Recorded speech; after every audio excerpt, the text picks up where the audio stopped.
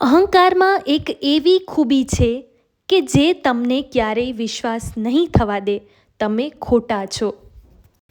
હા બોલવામાં મોડું અને ના બોલવામાં ઉતાવળ કરવાથી જીવનમાં ઘણું બધું ગુમાવવું પડે છે.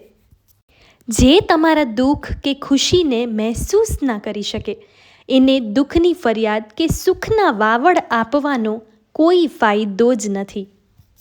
મહેફિલ ગજવતો માણસ જ્યારે મૌન ધારણ કરી લે ને ત્યારે સમજવું કે થોડું નહીં ઘણું બધું વીતી ગયું હશે એના પર.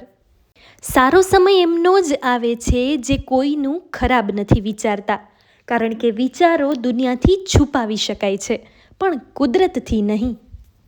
સૌથી ખરાબ સમયને સહન કરવાવાળો માણસ સૌથી શ્રેષ્ઠ ભવિષ્યનું નિર્માણ કરે છે.